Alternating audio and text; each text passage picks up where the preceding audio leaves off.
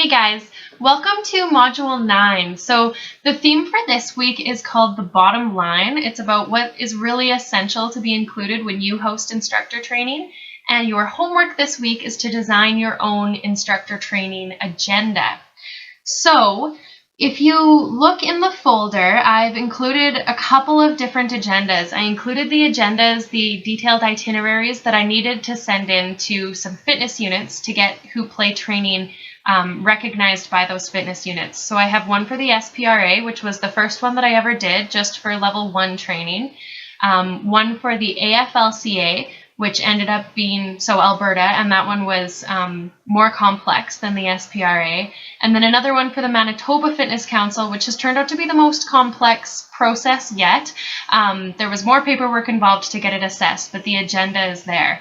And then I've also included my most ideal agenda. If I could design training and run it exactly the way that I want to, which I usually do, this is what it would look like. So if you take a look at all of those agendas, you're probably going to notice that they are pretty different. The very first agenda that I created, Hoop Play Training, has changed and evolved quite a bit since then. And then the ones for Alberta and Manitoba ended up being so specific, and I kind of went outside the lines a little bit and changed things and added things to make the training more effective. And so it's important that you review those itineraries, because if you are hosting a training event where you have people coming to get their continuing education credits, there's some important pieces that you need to cover. Like, you need to make sure that you're offering the same number of practical hours and theory hours as what was initially assessed. But again, you can really kind of color outside and between those lines as much as you'd like to. So I want you to take a look at those. Keep in mind what province you're in and what fitness unit you're most connected to.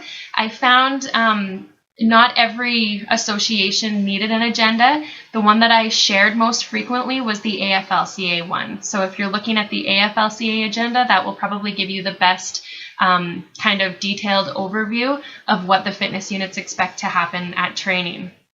So take a look at those. And then what I want you to do is take a look at my ideal training agenda, and I'm actually going to go through that in detail.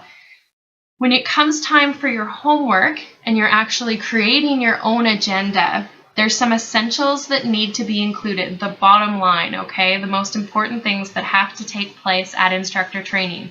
So I'm going to go over that right now. I'm going to list them off to you, so it's probably a good idea to have a pen and paper ready, write these things down so that when you're designing your agenda and handing it in to me, you're covering these bases. So first of all, each day of training has to be a minimum of 7 hours. 7 hours of instruction. So normally we spend 8 hours together, and that's because we have a 30-minute lunch break and 2 15-minute breaks in between.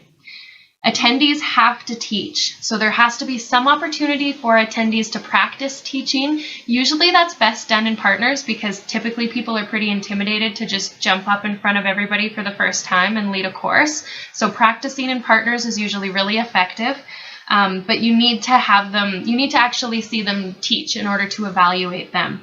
And in level 1, we always do a full-length class. So, and you should only be offering level 2 if you've done level 1, right? So that means every Hoop Play instructor should have the opportunity to teach a full-length class. And that's where we cycle through, different people teach different components, but we go for the full 50 minutes. That's a really key piece, because it gives everyone that experience, what it feels like to stand up there and hula hoop for 50 minutes. What happens if you run out of material? What happens if things change? Really key learning piece. We have to include some talk about safety considerations. Often this is built in as an hour, but I usually split it up between half an hour of looking in the manual and half an hour of talking about the hoops. And the hoops are an important part of safety considerations. When you're presenting this to the fitness unit, you'll probably want to present it as a full hour of safety considerations. I'm the one presenting it to the fitness unit, so you guys don't need to worry too much about that. You also want to make sure that you're handing out, getting people to fill out a PAR-Q, a liability waiver, and a media release. And when it comes time to actually host training, I will give all of those things to you guys so you don't have to worry about it at all. And you want to make sure that there is a celebration. This is a really easy thing to forget, but it's so lovely, so reaffirming to everyone, and it's a confidence booster. It brings the whole group together. It creates an awesome photo op to advertise who you are and all of these brand new instructors out into the world after. So there's got to be some sort of celebration. And then breaking it down a little bit further, in level 1 training, we need to have a 1 hour long or a 50-minute long level 1 demo class. In level 2 training, we need to have a 50-minute children's class. And in each day of training, there needs to be 1 to 2 hours of skills immersions. So 1 to 2 hours of just solid hooping. That's a good endurance test for all of your attendees, and an opportunity to go over all of the hoop play moves. So those are the basics. Those are the bottom line. And I've talked already about what the essential things are that you need to feel comfortable practicing and performing in order to do a level 1 training or a level 2 training. So you've probably already reflected on that and kind of know where you stand. But now I'm going to move on and go into the ideal world training agenda that I've created, where I'll get into specifics about what needs to be included in those demo classes. So take a moment now. It'll probably be easier if you print off that ideal world training agenda, or if you're able to look at it on your phone or computer on another device. Okay, so we're starting with level 1 hoop play instructor training. The first 10 minutes are a general intro registration. So this is where people are wandering in. The nice thing to do is personally introduce yourself, build some rapport. Maybe you recognize their name, maybe you already know them. Let them know that the demo is going to start at 10 minutes after, so make sure that they're ready to hoop. Make sure that they know where the bathroom is and they're all comfortable. And you get them to fill out all of those forms that I was referring to. So a liability waiver, a media release, a PAR-Q, and any other registration information that you would like. Then we get into our 50-minute level 1 demo class. And I like to jump right into this without doing any sort of like group sharing, getting to know each other, because that gives them a really good opportunity to see what it's like to be the student, to just show up at hoop class and see how that feels, to kind of be uncomfortable and not know what to expect. So see if you can put them at ease and help them to have fun during that demo class. So teach as if they're learning for the first time, exaggerate your cues, use lots of repetition, because the key is that you want your attendees to memorize a lot of the things that you're saying. So feel like a broken record, say the same things over and over again. If you have a helper person, this can be a great opportunity for a photo or video op. So I've built that in throughout this ideal training agenda because that's something I'm always considering. I have it written down. This is a great opportunity to advertise who you are and to advertise your new instructors. So share it on the Hoop Play page, share it on your own page, share it on Instagram, put it on your website. It's awesome to show photos and videos of you teaching and what training actually looks like. So that week 1, level 1 demo class must include learn to hoop, 3 recovery moves, slinky, core isolation, breaks and reversals, outflow, vertical hand hooping, and horizontal hand hooping. So we'll get into creating a detailed lesson plan for this in the next week's module though. Then at 11 a.m., so after that demo, we hand out the training materials. Get our students to take a look at the lesson plans and the moves, read things over, ask questions, and then fill out the personal reflection on pages 2 to 3. And this is just for their future selves. 15 minutes after that, we get into the history of hooping. So a nice little review of the material on page 4, whether they're new to hooping or not. And then we go around the circle and share our personal journey. So start with yourself, share your personal journey, just like your welcome video that you shared in the training group, and have each of them share it. So a note here is that students often express that this is one part that they don't want taken away. This is a really nice opportunity to get to know each other and to learn the diversity of hoopers that are out there and the different experiences that exist. Then we spend a couple of minutes talking about our 3 customer groups. So the 3 customer groups and the fact that they're going to show up at your classes whether you like it or not. So just so they start thinking about that and kind of stepping outside of themselves. Usually at this time we want to give a quick little bathroom break before we get into hooping. And then we do our level 1 skills immersion. So you really want to take your time assessing your students, move slowly through the moves so you can see where they're at. If you have to give them a whole bunch of material, because they just know so much stuff, or if you need to kind of slow things down and really focus on the basics. So if they're highly skilled in tricks, spend more time on fitness, and if they're highly skilled in fitness, spend more time on the tricks. The idea is that you want to give your participants something new and challenging. Use this opportunity to challenge them, give them some new ideas. Don't waste time going over the things that everybody is super comfortable with and already knows. Show them how they can make it more interesting and challenge themselves and their students. So the key takeaways here, and really the key takeaway for level 1 hoop play instructor training, is that you want everyone to learn how to hoop, be able to teach other people how to hoop, so all of the basics for learning how to waist hula hoop.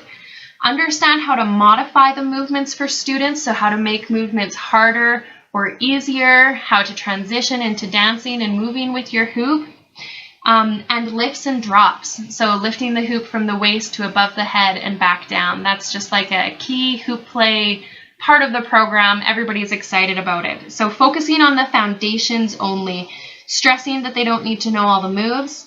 And we'll create a detailed lesson plan for this immersion in Module 11, so two modules from now. Then we go into the stretch. Give yourself 5 to 15 minutes for the stretch. Teach the same stretch here as what you taught at the end of your level 1 demo class. And then ask everyone to take a moment to put a smiley face next to the moves that they liked the most, so they're reflecting back on their workbook now, and a heart next to the ones that they would like to spend more time on. Now we move into lunch, and it's important to think ahead of time of where you will need to be. Sometimes I found that I needed to go hide in the motorhome because I was overwhelmed and tired and needed some quiet. Other times I wanted to sit out there with the students and talk one-on-one to them. Sometimes people needed that time to ask me specific questions. So think about what you need first. What kind of instructor are you? How much downtime do you need? What energizes you? And make sure that you're meeting your own needs so that you can last the whole length of training. Let your students know that there'll be some sitting in the afternoon, so they might want to bring back a drink or a snack. It's okay if they haven't finished their lunches. It's a good idea to have your directory forms and your evaluations kind of ready to go. If you're teaching a level 1 class, just a level 1 training event, then you'll definitely want to have the directory forms and evaluations ready now. So we come back after lunch. We spend half an hour talking about safety and risk management. So everything on pages 7 to 10. Encourage them to review this before and after they teach, especially that first time teaching. Then typically Cody and I would spend half an hour talking about hoops. So what's safe, what's appropriate. This is going to depend on you as well. If you want to spend the whole hour talking about safety and just kind of skim quickly over the hoops, if you want to talk about your hoops, it's up to you. But we would often use this time to take orders because we liked making money. So as long as it would take for us to collect everyone's orders while that momentum was going and everyone was excited about it, we really jumped on it. Then at 3 p.m. we went into the components of an effective class, and this is where we would split them up into partners and have them practice each component on each other. So I would go, let's start with the warm-up. Take a look at page 12, review what the warm-up is all about. I'd give them a quick little demo of what it looks like, get them to practice on each other, and we did that through each component all the way into the stretch. And sometimes if I ran out of time, I would just lead the stretch. If I had enough time, then I would get people to practice teaching the stretch on each other and get them to keep going. Often people will kind of stop trying and be like, oh yeah, we're done. And part of that could be that they're totally confident and ready to go and they don't need to practice anymore. But I saw that happen very, very rarely, extremely rarely.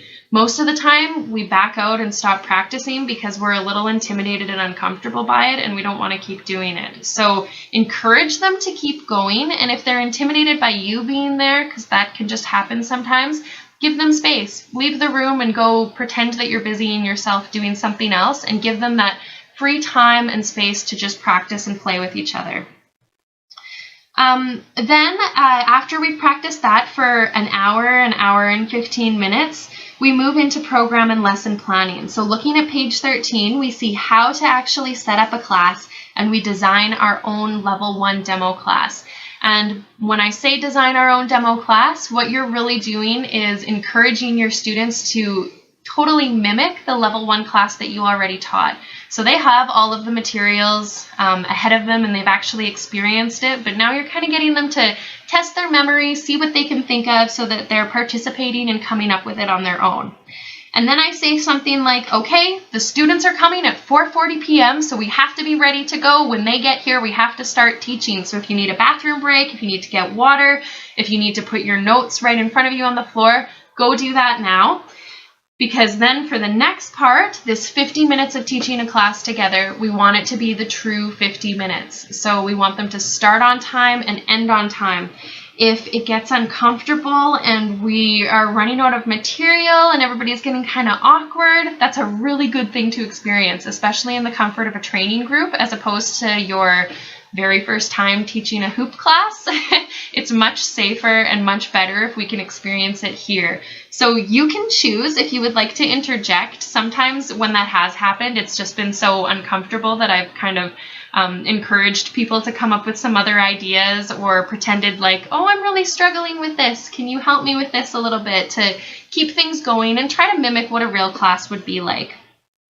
If you'd like, though, you can totally step back, hoop in the background, make sure that you're still participating. It's nice for your students to see you working, but take notes and don't interject. That part is up to you. Use the time to evaluate each student, include a bit of a safety test, and challenge them. So I might do something like drop my hoop and bend over forwards and see if anybody notices it, or ask them why my knees are hurting as I'm hooping while I'm rotating my knees to see if they identify that. So see if you can come up with some little tests or some ways that you can challenge them. Then we get into the last half hour where we talk about pages 14 to 16, getting hired, making money, and certification. So give them their directory forms, ask them to bring that back the next day, answer any general questions that they have, add them on Facebook, create that connection with them, and then if you're doing level 2, talk about the next day. So does anyone have any food allergies? Do you want to do a potluck tomorrow, or am I catering a meal for all of you? Do you want to bring your kids to class tomorrow? That part is up to you as well. Sometimes it depends on the space. If I had a really big gym, then I would encourage people to bring their kids. And if I had a small space and I wasn't very comfortable with it, then I would just have Reese in there. You can also not have any kids there and just pretend that there's kids there. So that piece is up to you. Now there's a note here that if you're only hosting a level 1 training, you will need to squeeze in some time here to celebrate and take photos. So at least 15 minutes where you're cheering and telling everybody that they did a fantastic job, taking their photos, because those will be sent to me to go onto the instructor directory, and it will also be shared online, and that just gets their friends and family excited. You guys have experienced that, so it's an awesome thing when you share that accomplishment. It can really boost your future classes. So now we're moving into level 2 hoop play instructor training. So for the first 10 minutes here, we usually don't have any more paperwork to fill out, but I ask for their directory handout to come back. I make sure that I can read it all clearly, everything's spelt properly. If there's any sort of catch-up that we need to do, if you have to answer questions, this is just a good opportunity to set the tone, get people excited. Usually this morning is a little bit slower, so we don't really have to have anything planned for the first 10 minutes. We just have to make sure everybody is there. Then for 50 minutes, we do our kids or family demo class. So act as if there are kids there. And I've already talked about if you want to include kids or not. And this demo class is the All Ages Active and Creative Play class. And there should be a note here too that we'll create a detailed lesson plan for this in next week's module if you're doing module 10. Then we take about half an hour just to talk about the hoop play moves for kids. So on page 35, we have that detailed chart that goes through the different developmental ages and stages of kids' abilities, the hoop play moves that fit. So describe them, make sure that you know what all of those activities are, and if you have any experience with them, that's an even bigger bonus. Answer any questions that they have. Then we move into the level 2 skills immersion. I found that this immersion usually takes a little bit longer than level 1. The key takeaways here are hip hooping, so hooping below the waist at the kind of the top of the legs, the hips, hooping up on the chest or maybe the shoulders, and then hooping on the knees or the legs. So you want to make sure that you're feeling comfortable with those moves and you're introducing them to your students. It's really, really unlikely that your students won't be able to do hip hooping. Chest hooping and knee hooping, leg hooping can be a bit more challenging, and sometimes it depends on your students, and you just need to give them some cues and exercises, drills to practice at home and introduce the moves. But everybody should be able to get hip hooping, especially if they've successfully gone through level 1 and can waist hoop comfortably. So again, assess them, focus on fitness drills if you need to, or more detailed tricks if you need to. Only teach what you're comfortable with. Then we do our stretch. We have a level 2 stretch, and this one just takes up a little bit more time. I shared a video of that stretch in last week's module, or the week before that, module 7, I think. So you guys have a sample of what the level 1 stretch looks like versus the level 2 stretch. The level 2 stretch just addresses where we might be tight from doing things like chest hooping or leg hooping, and just helps increase that range of motion so that those moves are easier. And then again, we'll create a detailed lesson plan for your level 2 immersion if you're doing a level 2 class in module 11. Then we do the stretch and we move on to lunch. Same thing to consider here. You want to make sure that you know what you need, that you're meeting your own needs and being available to the students if you can be and if they need you to be. Make sure that you have your evaluations ready to go, because that will have to happen on this day. And warn your students that there will be lots of sitting in the afternoon. So level 2 afternoon generally has quite a bit more sitting than any other part of hoop play training. Then right after lunch, we start with a brief check-in, and then we move into partner sharing. So turn to the person next to you and share your worst group experience, then share your best experience, and then go around as a group and share some of your best and worst experiences in a group. And start thinking about the class rules and your experience teaching. I usually take down notes as this is happening. And I find that the examples often have to do with hooping. So this can be a good opportunity to start discussing the whole hoop play community and the broader hooping community. So then at 2:30, half an hour later, we get into the class rules. It's really excellent if you can use their examples or their experiences, the things that they came up with, to exemplify the class rules. So can you connect the first dropping your hoop to an experience that someone else had in a group? This usually will come to you if you're taking notes and you're looking at those class rules as you're listening to everyone. Ask for feedback. Try to create as much group discussion as possible. Get people talking about what the rules mean to them. And this is another part of training that students tell me they really like. Often we get a lot out of this, especially when we start talking about our best and worst hoop experiences, because that's so applicable to what we're doing at training. Then we talk about the components of an engaging workshop, page 18. And what we're looking at there is how creating an engaging workshop, a recreational workshop, is different from a really structured fitness class. So you have a little bit more wiggle room here, and you're looking more big picture as opposed to these really specific, detailed components that have time limits and must address certain things. Then we're going to look at diversifying your programming, so continuing with that brainstorming, get them thinking about what else they could do with their certification. Sometimes people come and say they don't plan on teaching at all, they just want a hula hoop, and then by this point of training, they start thinking, oh yeah, I could do bachelorette parties, I could bring this to my workplace. So get that momentum going. Then at 3:30 for 30 minutes, and again, you might need to build in like a water break, a bathroom break, a snack break here. You'll want them to plan a workshop. So this didn't happen at every training event. This is new-ish in the last year or so. So depending on when you took training, you might not have experienced this, but it's turned out to be really awesome every time. I've loved doing it, and I think it's a great teaching and learning experience. So you're going to put your students on the spot and get them to think really quickly, come up with an event. So I start by saying, like, okay, we're going to plan a workshop. How long do you guys want it to be? And somebody will shout out, 30 minutes. And then we just go with that. Who is attending? What kind of event is it? Where is it taking place? So go through all of those things in detail. And then start breaking it down, including the times, including what you need to do before, after. Help them to do all the things that you would typically do when you're designing that unique programming and going out and doing a non-fitness class hooping event. Then we let them know that we're going to do it together. It's happening at this time, at X time. So if you need to run and do something right now, but then we're going to pretend that the participants are really here, and we're going to act as if.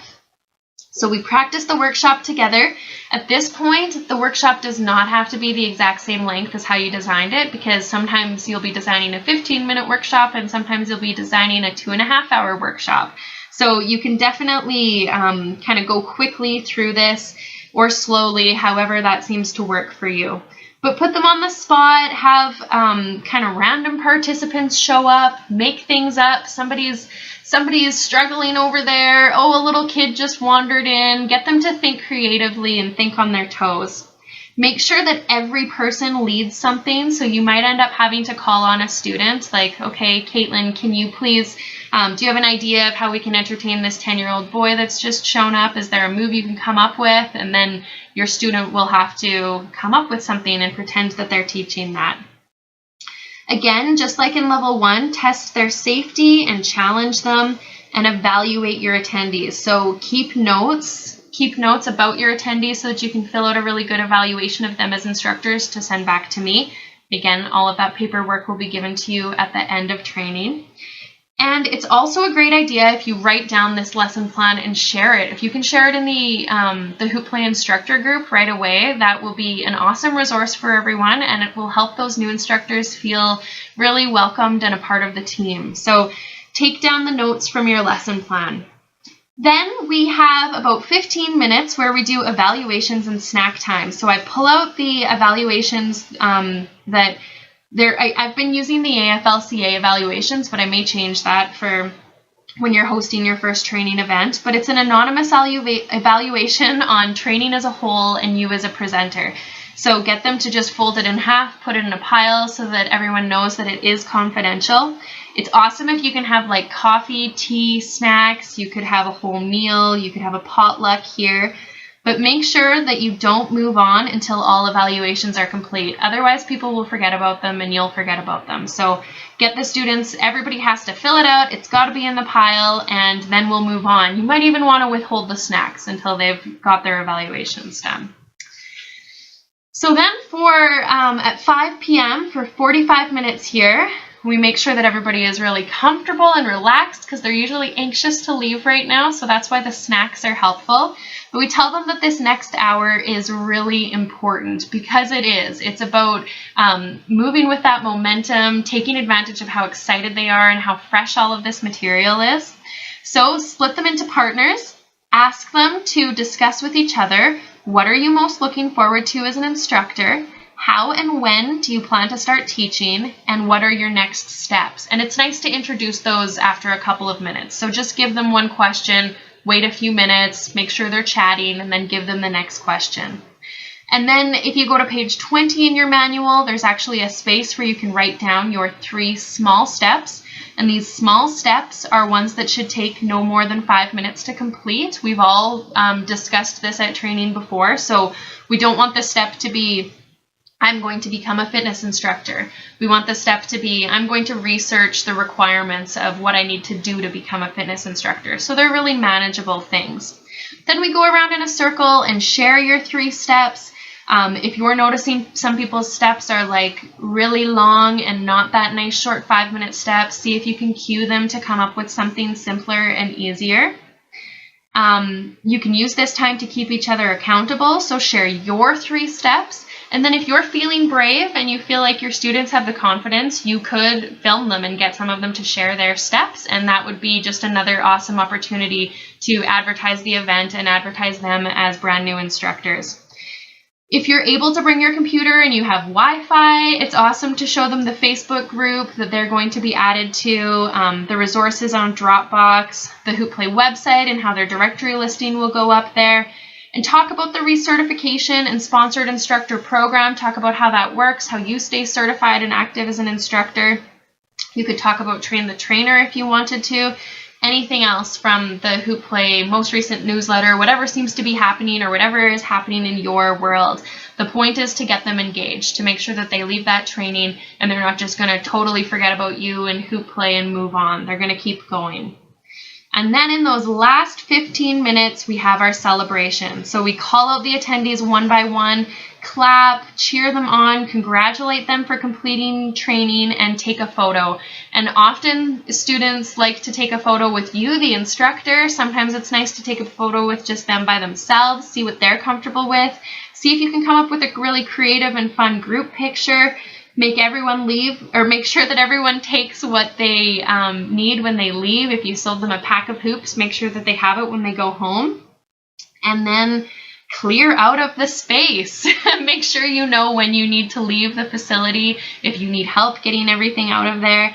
And go back home and announce the achievement online, share it in the Hoop Play instructor group or through your own Facebook page, and just celebrate what you've done. So again, that's my ideal world training agenda. Your training doesn't have to follow that exactly. Take what you'd like and leave the rest. Make sure that you're focusing on that bottom line, those essential things that I said need to be included, and take a look at the requirements for the fitness unit, the agendas that were shared there, and see if you can bring all of that together and produce an agenda that feels really comfortable for you. And then hand that in to me. That will be your homework for this module, and then you can move on to next week. Thanks for watching.